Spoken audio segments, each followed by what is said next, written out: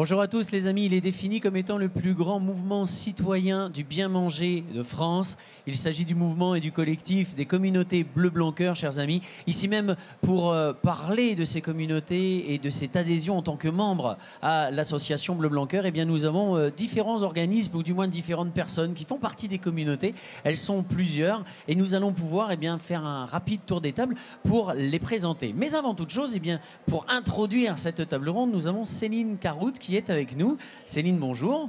Bonjour. Rappelle-nous qui tu es et de quoi tu t'occupes au sein de Bleu Blanc Cœur. Donc moi je suis Céline Caroute, je m'occupe de la communauté Bleu Blanc Cœur, donc c'est une communauté du bien manger. Et je travaille avec de nombreux ambassadeurs. Et aujourd'hui on a la chance d'en avoir plusieurs et on va du coup les présenter. Oui, tout à fait. On va faire un tour des tables. Qui es-tu et quel est ton lien avec Bleu Blanc Cœur en 2 phrases? Donc Pascal Paquier, je suis éleveur de veaux Bleu Blanc Cœur. Je suis dans Vendée, à Saint-Malo-du-Bois, et je représente la seule coopérative de veaux en France qui est une production 100% Bleu Blanc Cœur. Et on est spécialisé pour les boucheries traditionnelles. Et on essaye de développer au fur et à mesure de pouvoir intégrer la restauration pour pouvoir satisfaire le maximum de consommateurs. Merci Pascal. Au suivant. Bonjour, je m'appelle Sébastien Leblanc, je suis producteur de lin à côté de Chartres, dans la Beauce. Ensuite. Bonjour, moi c'est Kevin Raffin, je suis charcutier traiteur dans la maison Le Béer Traiteur. Nous sommes à 2 et nous utilisons beaucoup le cochon Bleu Blanc Cœur, car vu que je suis charcutier, le cochon Bleu Blanc Cœur a une très très bonne qualité de viande. Donc voilà. Très bien, on y reviendra après. Voilà. Au suivant. Marion, du coup, compagne de Kevin. Donc nous, voilà, on est traiteur événementiel pour les mariages sur le domaine de Marolles, donc dans la ferme familiale. Et on aura l'occasion d'en rediscuter juste après. Merci beaucoup. Bonjour, moi c'est Virginie Asquette. On a le food truck de Tidjo Food Truck et on utilise les produits Bleu Blanc Cœur pour notamment la pâte à crêpes. Super. Bonjour, moi c'est Azriel, donc le compagnon de Virginie Asquette. On travaille ensemble dans le food truck de galettes et crêpes et je suis aussi pharmacien nutritionniste à côté. Très bien. Et pour terminer, Bruno? Donc Bruno Offray, donc jeune retraité, donc je ne travaille pas, contrairement à tous mes collègues qui sont aussi autour de la table. Et je suis breton, comme Virginie, donc on a le plaisir de se rencontrer ici. Voilà. Merci. Allez, c'est à Pascal, en l'occurrence, en tant qu'éleveur de veaux. Qu'est-ce que Bleu Blanc Cœur t'apporte, toi, et qu'est-ce que tu penses apporter justement aux consommateurs, le fait d'être en Bleu Blanc Cœur aujourd'hui? Donc nous, on a intégré la démarche en 2008. Alors ce que ça nous apporte, donc pour la petite histoire, on a investi dans le produit de qualité depuis 25 ans. Et on a découvert la démarche Bleu Blanc Cœur en 2008 et on l'a intégré parce que ça confirmait nos convictions qu'on avait construites. C'est qu'on a tout le temps été sous cahier des charges en interne dans nos productions. Et on a intégré Bleu Blanc Cœur parce que c'est la seule démarche aujourd'hui, je le répète tout le temps parce que pour moi je pense qu'on ne le dit pas assez, c'est qu'aujourd'hui on a tous des obligations de moyens, que ce soit pour nos amis du Label Rouge, nos amis du Bio et ainsi de suite, tous les labels qui peuvent exister. Par contre, Bleu Blanc Cœur, on a aussi des obligations de moyens, mais on a aussi des obligations de résultats. Et aujourd'hui, c'est la seule démarche où on a cette démarche-là, des obligations de résultats. Et ça, pour moi, c'est ce qui me tient le plus à cœur, en fait, parce que ça, on va jusqu'au bout des choses. Aujourd'hui, notre produit, on travaille du vivant. Donc il y a des choses qu'on ne peut pas maîtriser, parce que voilà, on travaille du vivant. Donc il y a des choses que, malheureusement, en fonction du temps et tout ça, il y a des choses qui varient. Donc ça nous aide, les obligations de résultats, d'améliorer tout le temps en permanence, d'être dans le plus pointu possible. Parce que tous les trimestres, on a des résultats qui nous reviennent. Il y a des contrôles qui sont faits sur les points de vente ou à l'abattage, sans qu'on le sache. Donc on ne peut pas tricher. Peut-être que tu peux juste dire les obligations de résultat, elles sont sur quoi en fait? Toi, concrètement? Nous, les obligations de résultat, ça nous permet de voir si par le biais de notre alimentation, si on respecte tout le temps notre cahier des charges d'obligations avec le rapport oméga 6, oméga 3. Donc ça, c'est surtout ça, nous, le plus important. Donc ça nous permet aussi d'adapter la ration des animaux, où on sait qu'il y a des périodes dans l'année où, par exemple, au printemps, la poudre de lait, naturellement, elle est plus riche en protéines, parce que les vaches, elles broutent de l'herbe, donc le lait, naturellement, il est plus riche. L'hiver, les animaux, pour les problèmes climatiques et tout ça, sont moins souvent dans les prairies, au pâturage. Donc l'alimentation est différente. Donc ça modifie la qualité du lait. Alors la qualité du lait, c'est peut-être pas le bon terme parce que ça ne veut pas dire que le lait n'est pas bon, hein, mais c'est qu'il est moins riche en oméga 3 naturel. Donc nous, derrière, dans l'alimentation d'Ivo, quand on apporte la poudre de lait, on rectifie toutes ces ratios-là pour avoir tout le temps la même régularité d'apport, pour avoir la même qualité de viande du 1er janvier au 31 décembre. Ça, c'est important. Merci beaucoup, Pascal. Sébastien, tu es à la base de l'alimentation, puisque tu t'occupes du lin en l'occurrence. Alors, explique-nous vraiment depuis quand tu es chez Bleu Blanc Cœur et qu'est-ce que ça apporte aux consommateurs et surtout quel est ton travail pour que justement ça réponde à ces chartes qualité chez Bleu Blanc Cœur. Je suis producteur de lin depuis 11 ans, par l'intermédiaire d'un de mes collègues, parce qu'on travaille à 3. Lui, ça fait 18 ans qu'il est rentré dans le contexte. Oui, le lin, pour le coup, quand tu le travailles, est-ce que tu as une façon de le travailler particulière pour que justement ça réponde au cahier des charges et aux demandes? Oui, on a un cahier des charges, ouais. Moi, ça m'intéresse aussi parce que ça fait une autre culture dans ma rotation. Je fais du colza, je fais du blé, je fais de l'orge et je fais aussi de la semence de trèfle incarnat pour les éleveurs. Donc il y a une variété, enfin j'ai plusieurs cultures Très sur bien. mon exploitation. Ouais. D'accord. Voilà. Qu'est-ce que ça apporte aux consommateurs de ton côté? Ça donne une viande riche en oméga 3. Mais moi je suis plus producteur. Enfin, Oui, je bien sûr. Je suis pas comme l'éleveur. Enfin, Bien voilà. sûr, tout à fait. Voilà. Bon, tu sais que de toute façon, les consommateurs vont en quelque sorte manger un petit peu du fruit de ton travail. Oui, exactement. C'est pour ça que j'ai mes enfants. Peut-être qu'on peut parler du coup de la santé du sol, parce que est-ce que la culture du lin, Justement, ça rallonge mes rotations. Parce qu'avant, j'avais une rotation colza, blé, orge. Donc ça ramenait tous les 3 ans. Maintenant, j'ai une rotation tous les 6 ans. Comme j'apporte le lin dans ma rotation. Et voilà, moins de maladies. Le lin, c'est pareil, c'est une culture qui est très peu exigeante en intrants. Donc les intrants, ce sont les traitements, c'est bien Les ça? traitements, les engrais. Il n'y a pas besoin d'irrigation, vu le contexte qu'on a maintenant pour les cultures. Non, c'est une bonne culture. Moi, je suis satisfait. Je vous dis, ça fait 11 ans. Sur notre commune, on est 5 agriculteurs à en faire. On est la plus grosse commune du département à en faire. Voilà. Donc c'est grâce à toi qu'on se retrouve et grâce à tes collègues qu'on se retrouve avec des champs tout bleus. Exactement, c'est ça. Voilà. Voilà. Comment on peut le repérer justement pour ceux qui sont novices complètement? Comment on le repère un champ de lin C'est tout bleu. Voilà, tout simplement. Voilà. Ça dure combien de temps à peu Ça près dure 3 semaines à peu près. Voilà. Pendant 3 semaines, si vous voyez des champs bleus, eh bien c'est du lin, très probablement. C'est ça. Merci beaucoup. On viendra directement à vous ensuite, vous qui travaillez pour les métiers de bouche, je dirais. On va passer à Bruno. Déjà Bruno, tu vas nous rappeler depuis quand comment tu as connu Bleu Blanc Cœur et à quoi Bleu Blanc Cœur représente des solutions du bien manger aujourd'hui pour toi. Alors, j'ai connu Bleu Blanc Cœur il y a plusieurs années, puisque dans les années 2000-2005, je travaillais dans une entreprise en Ille-et-Vilaine, qui était une filiale d'une coopérative agricole qui s'appelait Coralis et qui venait de s'engager dans la démarche avec Bleu Blanc Cœur pour produire du lait et du beurre agri-lait que vous avez dans la vitrine. Et donc moi j'étais dans la partie amont. Et donc on avait comme travail de fabriquer les aliments pour les vaches laitières et de produire du lin aussi sur l'Ille-et-Vilaine. Donc j'ai travaillé pendant 15 ans dans cette entreprise. Et c'est là que j'ai vraiment découvert Bleu Blanc Cœur, puisque j'étais déjà au conseil d'administration. Et j'ai rencontré Pierre, j'ai rencontré Jean-Pierre Pasquet, j'ai rencontré tous les fondateurs. Et je suis presque tombé amoureux, j'ai envie de dire, de Bleu Blanc Cœur. Voilà. Donc ça a vraiment été une très très belle découverte pour moi. Et c'est ce qui t'a poussé du coup à devenir ambassadeur? Bah oui, puisque malheureusement cette aventure s'est arrêtée en 2015 pour des raisons professionnelles. J'ai changé de métier, je suis parti. Et puis quand je suis revenu à la retraite, il y a 2 ans, j'ai été voir sur Facebook et j'ai rencontré Céline qui communiquait pas mal. Et puis je me suis dit, quand même, je ne vais pas les laisser sans moi. Et donc j'ai rappelé Céline et puis je me suis inscrit comme ambassadeur. Et depuis 3 ans maintenant, donc j'ai vraiment le plaisir de travailler avec Céline en Bretagne, puisque je suis breton, j'ai oublié de le dire. Donc je suis basé dans les Côtes d'Armor. Et j'essaye avec Céline, avec Françoise, voilà, également notre directrice qui arrive, de faire des animations et de participer. Voilà. Ça consiste en quoi les animations justement? Si tu veux, les animations, alors pour moi il y a deux parties dans mon métier d'ambassadeur, puisque quelque part ambassadeur ça veut dire avoir une mission pour. Hein. Et donc cette mission, je la vois en 2 parties. Une première partie qui est un peu, j'ai envie de dire, officielle, c'est-à-dire en tant qu'ambassadeur, participer avec l'association Bleu Blanc Cœur dans des animations, chez des distributeurs, chez des agriculteurs, dans des lycées hôteliers, enfin partout où on peut agir, être présent avec vous aujourd'hui. Voilà. Et ça fait partie, et on travaille avec Céline et avec Françoise.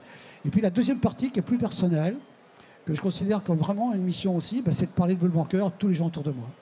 Voilà, j'ai la chance de faire partie d'autres associations, aussi variées que de la musique classique, que de la bande dessinée, Bon, je ne dirai jamais sans parler de Bleu Blanc Cœur. On a toujours moyen d'en parler. Et j'arrive à convaincre les gens, leur parler, leur présenter. Dans la famille, c'est pareil. Bon, voilà, donc je pense que ça fait partie de ma mission d'ambassadeur, de parler, de présenter Bleu Blanc Cœur autour de moi. Voilà, quand j'en ai l'occasion, et j'en ai souvent l'occasion, donc voilà. Pour ça, je fais bien la différence entre les deux. C'est presque toi qui fais les menus à la maison, c'est ça? Non, parce que j'ai une femme qui est une excellente cuisinière, mais on fait ça ensemble. Ouais. Du coup, je ne sais pas si on a parlé des chiffres. En fait, on a plus de 25 000 membres dans la communauté et plus de, je crois, ça doit être entre 250 et 300 ambassadeurs. Et un ambassadeur, en fait, c'est quelqu'un qui va vouloir s'investir un peu plus dans la démarche, bénévolement. Et voilà. Voilà, Virginie et Azriel, vous vous êtes présenté un petit peu, mais brièvement, donc vous allez vous représenter à nouveau, nous expliquer comment vous avez découvert la démarche et pourquoi ce choix de cuisiner à partir de produits Bleu Blanc Cœur est important pour vous. Alors, quand je le disais précédemment, je suis pharmacien et en fait, tout le long de ma pratique à la pharmacie, j'essayais toujours de mettre en avant en fait la nutrition auprès des patients. Et à un moment donné, il fallait que j'augmente en fait mes connaissances et j'ai suivi un DU à l'université de Dijon en nutrition et micronutrition. Et ils nous ont souvent parlé des oméga 3 et des carences que pouvait avoir l'alimentation en oméga 3. Et tous les intervenants en fait ont mis souvent en avant la filière Bleu Blanc Cœur. Donc pendant un an, ils ont dit il y a une des filières qui met l'apport en oméga 3 est important, c'est la filière Bleu Blanc Cœur. Donc en fait, après ce DU, après une formation d'un an, on consommait quotidiennement. Et quand on a ouvert le food truck, pour nous, c'était naturel d'utiliser des produits issus de la filière Bleu Blanc Cœur. Merci beaucoup. Alors comme vous l'avez remarqué, autour de cette table, il y a plusieurs communautés qui existent. On va les rappeler, ces communautés. Et Céline, tu me dis, à moins que tu veuilles le rappeler. Fais-le, je t'en prie. Donc il y a une communauté des consommateurs, une communauté des pros de la santé, comme Azriel, une communauté des professionnels des métiers de bouche, donc des bouchers, charcutiers, chefs, cuisiniers, une communauté d'éleveurs. Et concernant les communautés des sportifs, tu me disais tout à l'heure, peut-être que c'est bon ils sont dans les consommateurs, c'est-à-dire si vous avez des tendances à être sportif, de haut niveau ou pas, eh bien vous pouvez en même temps, au sein des consommateurs, devenir membre de la communauté sportive. C'est bien ça. Virginie, vous êtes juste à côté, alors pour le coup vous avez ouvert tous les deux un food truck. Expliquez-nous un petit peu ce qu'est le principe, où est-ce qu'on peut vous retrouver et qu'est-ce qui vous pousse à produire et à travailler avec des produits Bleu Blanc Cœur. Donc nous, on a créé en juin 2022 Tidjo Food Truck. Donc c'est un food truck de crêpes et galettes bretonnes. On peut nous retrouver les samedis à Colombes, en plein centre-ville, de 10h à 17h. Et les dimanches, aux abords du parc Martin Luther King, l'esplanade Cardinet dans le 17e à Paris, de 11h à 15h. Après, vous pouvez aussi nous retrouver toute l'année sur certains événements. Là, en novembre dernier, on a fait Paris Local en scène à Bastille. Voilà, c'est ce genre d'événement que vous pourrez nous retrouver. Bon, ce qui fait que le dimanche, déjà entre 11h et 15h, on sait qu'on peut manger Bleu Blanc Cœur. Aux abords du parc, vous pouvez manger Bleu Blanc Cœur, crêpes et galettes bretonnes. Si on fait des galettes saucisses Bleu Blanc Cœur, vous les retrouverez. Mais sinon, la pâte à crêpes est systématiquement issue de produits Bleu Blanc Cœur. Merci beaucoup. Marion et Kevin, on va vous laisser la parole. À tout moment, vous pouvez réintervenir, bien sûr. Si vous avez quelque chose qui vous traverse l'esprit, n'hésitez pas. Représentez-vous et dites-nous, répondez aux différentes questions qu'on a pu poser jusqu'à maintenant. Alors moi-même et puis Kevin, on est les fondateurs de l'EBR Traiteur. Donc on a ouvert notre entreprise il y a un petit peu moins de 2 ans maintenant. Et donc on est traiteur événementiel et on fait aussi un petit peu de charcuterie à côté. Donc nous, notre cœur de métier, c'est vraiment la réalisation de menus de mariage. Donc le client, quand il arrive pour son mariage dans notre domaine de réception, le domaine de Marolles à Gare en Eure-et-Loire, Donc on réalise tout le cocktail jusqu'au repas, après soirée, même le brunch du lendemain. Donc ça c'est vraiment notre cœur de métier. On réalise donc les repas de mariage du mois de mai jusqu'à octobre.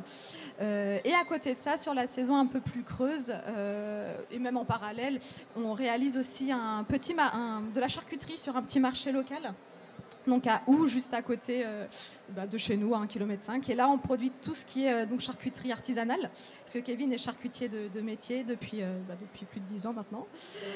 Et donc on réalise toute la charcuterie, donc pâté en croûte, saucisses, rillettes, boudin noir, boudin blanc, tout ce qui se mange de bon. Voilà. Et donc nous, on utilise le porc bleu blanc cœur dans toutes nos charcuteries. Voilà. Et en fait, on n'en a pas à parler, mais comment tu as découvert Bleu Blanc Cœur? Alors, pour la petite histoire, non, en fait, donc, mon papa, donc Sébastien Leblanc, est agriculteur céréalier. Et donc, depuis le début, il produisait la graine de lin, la production du lin. Et donc, en fait, c'était super naturel. En fait, on a connu la démarche dès que j'étais toute petite, en fait. Donc, pour moi, le lin, ça me parle énormément. Bleu Blanc Cœur, je le connais depuis très longtemps. Et on a du coup notre fournisseur de cochons qui s'appelle Valégrin à Coudray-au-Perche, donc qui est pas loin de chez nous non plus, qui nous vend donc du porc bleu blanc cœur. Donc pour nous c'était vraiment évident de pouvoir faire une boucle dans notre travail. Donc le lin qui est récolté sur la ferme est donné pour les cochons, et nous on récupère le cochon bleu blanc cœur chez Valégrin. Donc on a vraiment une belle boucle, et c'est hyper valorisant de se dire que peut-être dans nos cochons on a eu la céréale qui a été exploitée autour de chez nous, quoi. Pourquoi vous aimez cuisiner les produits bleu blanc cœur, la viande bleu blanc cœur? Alors, on adore cuisiner surtout le cochon bleu blanc cœur, après les autres viandes aussi, mais surtout le cochon, parce que c'est hyper intéressant pour la charcuterie. Parce que dans la charcuterie, il y a du gras. Il faut bien se servir du gras, mais il y en a. Et du coup, d'avoir un bon gras, naturellement bon, c'est un super avantage, que forcément, tout le monde veut baisser le gras, mais dans la charcuterie, si on baisse trop le gras, il n'y a plus le goût de la charcuterie. Donc d'avoir un gras qui est de qualité, qui ne fond pas et qui est bon pour la santé, meilleur pour la santé en tout cas, c'est le top pour nous. C'est intéressant, mais a priori d'ailleurs il y a un pâté croûte qui existe chez vous. Oui. De qualité. J'espère. Où est-ce qu'on peut le goûter? Où est-ce qu'on peut le déguster justement? Alors, il y a deux façons de goûter nos charcuteries. Donc, il faut suivre nos réseaux sociaux pour avoir toutes les infos. Le BR Traiteur sur Facebook et Instagram. Je fais la pub en même temps. Donc voilà, on fait une fois par mois une vente au marché de Hou, donc là où on vend toutes nos charcuteries. Donc ça, c'est une fois par mois. Et une deuxième fois par mois, on fait des petites ventes à la ferme de temps en temps. Donc là, la prochaine, c'est une vente de caissettes de cochon, bleu blanc cœur, donc avec saucisses, côte de porc, tout ce que vous voulez, pâté en croûte. Voilà pour le pâté en croûte. Et après, sinon, il faut passer de l'autre côté, il faut se marier. Et vous prenez l'animation charcuterie 3 pièces en cocktail, et on fait la découpe du pâté en croûte pour les mariages, donc s'il y a des volontaires. Moi, je vais juste revenir sur ce que tu disais, Kevin, en fait, de travailler un gras de bonne qualité. Est-ce que tu peux donner un peu plus de détails pour que les gens comprennent en fait ce qui est... Alors, un gras de, on va dire, mauvaise ou moyenne qualité va perdre beaucoup d'eau à la cuisson. Donc, on va avoir un très petit rendement, et le gras, ça rehausse les saveurs de la viande. Donc, la viande a un goût, le sel et le poivre, ça rehausse et ça assaisonne, et le gras va augmenter cette puissance de goût de viande. Donc, si on a un bon gras, ça va augmenter les saveurs de base de notre viande. Donc là, vu que le gras est de bonne qualité, donc on n'a presque pas de perte. Vraiment léger sur mes pâtés en croûte, j'ai presque pas de gelée, parce que les gens aiment de moins en moins la gelée. J'ai presque pas de gelée, tellement qu'il n'y a pas de perte. Et du coup, vu qu'il augmente la qualité déjà de la viande, qui est déjà très très bonne, ça donne un pâté en croûte qui a un goût top. Il n'y a rien à mettre dedans, juste du sel et du poivre, des légumes, et c'est fini, quoi. Merci beaucoup. Il aurait fallu presque un spécialiste de la nutrition autour de cette table pour nous expliquer ce qu'est le bon gras. Pascal, si tu veux réintervenir concernant justement ce gras dans la viande. Donc oui, alors, ce que tu dis, Kevin, on a la même chose sur le veau, en fait. Nous, aujourd'hui, le fait de l'alimentation bleu blanc cœur, on apporte le lin dans la ration. Aujourd'hui, on a notre gras de veau nous permet en fait de maintenir le produit carcasse 5 jours de plus en frigo que l'alimentation traditionnelle. Après, à la cuisson, on a exactement la même chose que dans le porc. C'est qu'aujourd'hui, on a très peu d'exudat d'eau, parce qu'il y a toujours un peu d'exudat, parce que sinon, ça veut dire que la viande n'a pas du tout d'eau. Donc si la viande n'a pas d'eau, on ne peut pas la consommer. Donc Donc c'est le gras qui retient l'eau et en fait c'est ça qui nous sert à garder les sucres à la cuisson en fait. Lorsque vous saisissez votre viande, elle caramélise. Et après là, on va rentrer dans les trucs techniques, mais je suis éleveur, mais je suis aussi consommateur et je me bats tout le temps avec ça parce que dans notre produit veau, on est considéré comme une viande blanche et souvent c'est cuit comme le porc ou la volaille. Alors que la viande de veau doit se cuire comme le bœuf. Et en fait, c'est tout simple à faire, c'est simplement du bon sens et avec l'apport. Simplement, on n'a pas besoin d'apporter de matière grasse à la cuisson en fait. Une poêle très très chaude, vous faites une saisie par snack d'1 minute de chaque côté. Et là, ça va se caraméliser. On va garder tous les sucres à l'intérieur de la viande. Et ensuite, vous finissez la cuisson lentement, toute douce. Soit vous la mettez au four, soit vous les finissez à la poêle. Et en fait, on va cuire l'intérieur tout doucement. On va avoir une viande rosée. Elle va rester tendre et moelleuse. Donc je pense que ça correspond exactement à ce que tu fais avec tes pâtés, tes rillettes. Et tout ça, en fait, c'est dû uniquement à l'alimentation des animaux. Merci beaucoup. Alors, au regard de l'heure à laquelle on est en train de tourner cette table ronde, je vous garantis que là, on commence tous à avoir faim. Azriel, on t'écoute justement concernant les bons oméga 3, les bons gras, etc. Oui, alors, en fait, au niveau de l'alimentation, donc on a différents types de gras. On a donc les oméga 6, les oméga 3, etc. Malheureusement, dans notre alimentation actuelle, le rapport oméga 6, oméga 3 est défavorable. Il y a plus d'oméga 6 que d'oméga 3. Alors, on a besoin des oméga 6, mais il y en a trop. L'avantage dans la filière bleu, dans les produits de la filière bleu blanc cœur, c'est que les oméga 3, il y a un rapport qui est plus avantageux, et donc il y a plus d'oméga 3. Et donc, il y a tout ce qui est au niveau nutritionnel, tel que protecteur cardiaque, tout ce qui est cerveau-protection au niveau du cerveau, de la mémoire, de la cognition, etc.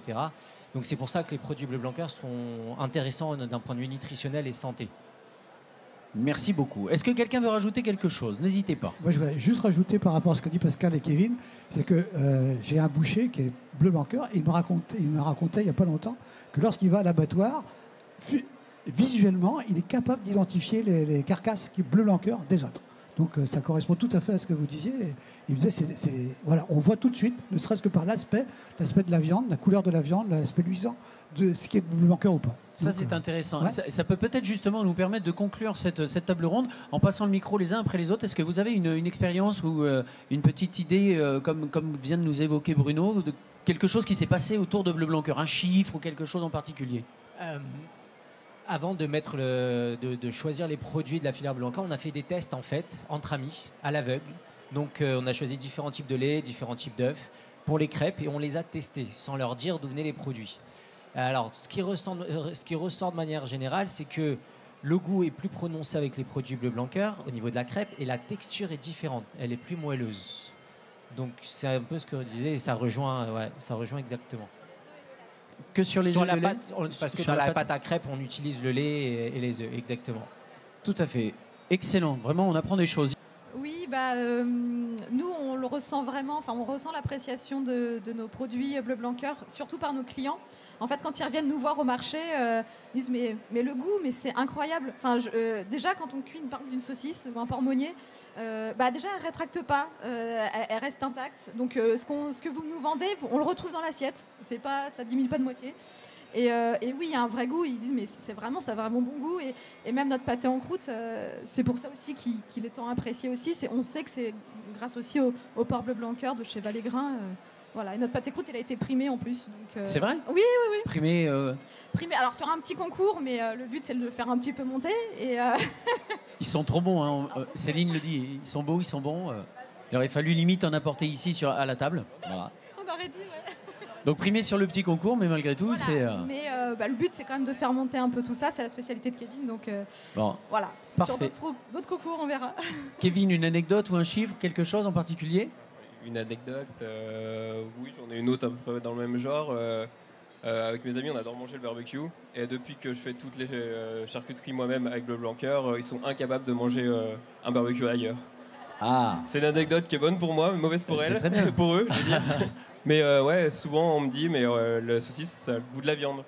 Ça n'a pas le goût de la saucisse. Et voilà. Et ça, c'est parce que le produit est bon de base, quoi. C'est tout simplement. Sébastien?